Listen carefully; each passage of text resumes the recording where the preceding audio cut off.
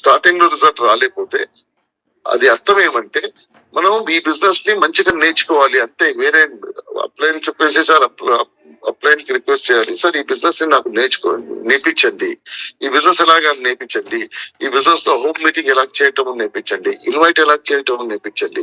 నేర్పించండి, చేయండి కాదు ఇంపార్టెంట్. నేర్పించడానికి చేయటానికి రెండు వ్యత్యాసం ఉంది. అప్లైన్ ని పిలిపేసి మీరు చేయండి అని చెప్తే అవదు, చేయండి అని చెప్తే మన బిజినెస్ ముందుకెళ్ళదు. మనం నేర్పించుకుంటే మన బిజినెస్ ముందుకెళ్తుంది. ఎందుకంటే ఇది నా బిజినెస్, నేను చేయాలి, ఇది నా బిలీఫ్. సో నేను అప్లైన్ గారు నాకు చెప్పారు, ఫస్ట్ స్టెప్ ప్రొడక్ట్ యూజ్ చేయాలి. మన సిస్టమ్ ట్రైనింగ్ ఎవరెవరు అటెండ్ చేసుకున్నారో వాళ్ళకి తెలుసు. సిస్టమ్ ట్రైనింగ్ ఎవరు అటెండ్ చేయలేదో మీరు అటెండ్ చేయండి.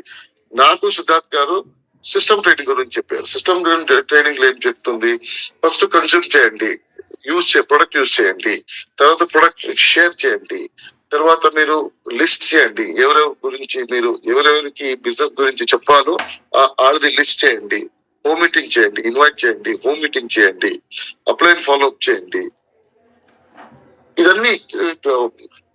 ఇదన్నీ సిస్టమ్ ట్రైనింగ్ లో చెప్తుంది. ఈ సిస్టమ్ ట్రైనింగ్ నే నాకు చెప్పారు నా అప్లైన్ సిస్టమ్ ట్రైనింగ్ చెప్పారు. ఫస్ట్ షేర్ చేయి, తర్వాత కన్జ్యూమ్ చేయి, తర్వాత కన్జ్యూమ్ చేయి, షేర్ చేయి, లిస్ట్ చేయి, హోమ్ మీటింగ్ చేయి. ఇదన్నీ వాళ్ళు చెప్తుంటే అదే ఫాలో చేసుకుని వచ్చారు. వేరే కొత్తగా ఏం చేయలేదు. ఎందుకంటే నా బిలీఫ్ ఏమంటే అప్లైన్ కి నాకింత మంచిగా తెలుసు. ఈ బిజినెస్ లో అతను ఒక ఆశపడతాడు నేను సక్సెస్ఫుల్ అవ్వాలి అని చెప్పేసి. ఏ అప్లైన్ నా డౌన్ లైన్ నువ్వు సక్సెస్ఫుల్ అవ్వకూడదని ఆశ చేయడు ఈ బిజినెస్ లో. ఎందుకంటే ఈ బిజినెస్ అలాగుంది, అందరూ సక్సెస్ఫుల్ అవ్వాలి.